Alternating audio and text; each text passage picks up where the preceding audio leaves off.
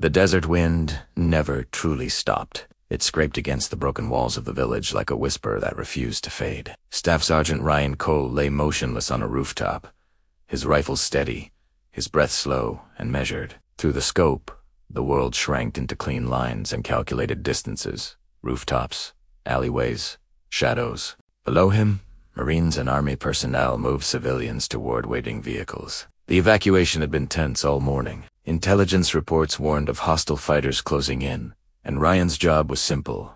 Watch, protect, eliminate threats. Simple didn't mean easy. Overwatch? "This is convoy-led," crackled a voice through his headset. "We're moving in 2 minutes."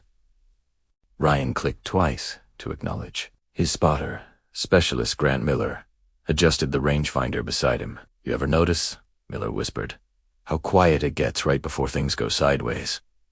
Ryan didn't answer. He had learned long ago that silence often spoke louder than words. Through the scope, a narrow alley came into view, the designated kill zone. If enemy fighters appeared there, Ryan had clearance to engage immediately. Rules of engagement were clear. Then his comms cut out. Static filled his ear. The convoy chatter vanished. "Comms are dead," Miller muttered, tapping his radio. "Must be jamming." Ryan's pulse slowed instead of racing. Training took over. Without communication, Overwatch became the last shield. He scanned the alley again and froze. A man stepped into view, holding the hand of a small child. The father looked exhausted, dust covering his clothes. The girl clutched a faded backpack. They walked slowly, unaware they had entered a zone marked with a red line. Movement flickered on a rooftop across from them, a figure with a weapon. Hostile. Ryan's crosshairs hovered between the armed fighter and the civilians walking blindly forward. Protocol. Side eliminate threats before they could endanger the convoy. But the angle was wrong. One shot could save his team or risk hitting the child if the fighter moved. Miller whispered urgently. "Ryan, that guy's lining up. We gotta take him." Ryan adjusted his breathing. The world narrowed to heartbeat and wind. He could fire now, follow orders, and trust that the mission came first. Or he could break protocol, expose his position, risk the mission, and try to move the civilians out of harm's way. He thought about his daughter back home in Texas, about the way she held his hand crossing the street, about the letters she sent him with crooked drawings of stick-figure soldiers. The father and child kept walking. Ryan made his decision. He fired, not at the fighter, but into a metal barrel beside the civilians. The loud crack echoed through the alley, sparks flying. The father jumped, instinctively pulling his daughter back behind a wall. The hostile fighter turned toward Ryan's position. "Contact," Miller shouted. Gunfire erupted from the opposite rooftop. Ryan rolled aside as bullets chipped concrete around him. His position was blown. He adjusted quickly, reacquired the hostile through his scope, and fired again. This time the shot was clean. The fighter dropped. Silence returned, heavier than before. Below, Marines rushed forward, guiding the father and child safely into the convoy. Engines roared to life. The vehicles moved. Only then did Ryan realize his hands were shaking. Back at base, the mission was declared successful. No casualties, civilians safe.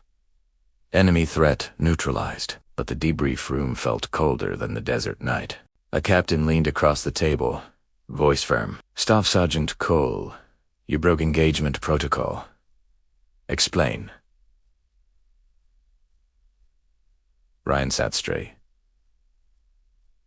Uniform still dusty. "Sir, civilians entered the kill zone. I assessed that engaging immediately risked collateral damage." The room stayed quiet. "You understand," the captain continued, "that disobeying orders could end your career." Ryan nodded once. "Yes, sir." No excuses, just acceptance. Months later, back in the States, Ryan walked through a quiet neighborhood at dusk. The war felt far away, replaced by lawnmowers, kids riding bikes, and the hum of evening traffic. He still woke before sunrise, still scanned rooftops without realizing it. At a small local event honoring veterans, a translator approached him with a tablet. A video began to play. The same father from the village appeared on the screen, speaking softly. The little girl sat beside him, smiling shyly. He says, the translator explained, that a soldier saved his daughter that day. He doesn't know your name, but he wants you to know they are safe. Ryan watched the child wave at the camera. For a moment, the weight he carried felt lighter. Some heroes returned home with medals. Others returned with memories they never spoke about. Choices made in seconds that lasted a lifetime. That night, Ryan sat on his porch, the sky turning deep orange as the sun disappeared. His daughter ran across the yard, laughing, asking him to push her on the swing. He stood, leaving the past where it belonged, not forgotten, but carried quietly. Because sometimes the bravest thing a soldier does isn't pulling the trigger. It's choosing who not to shoot, and living with that silence.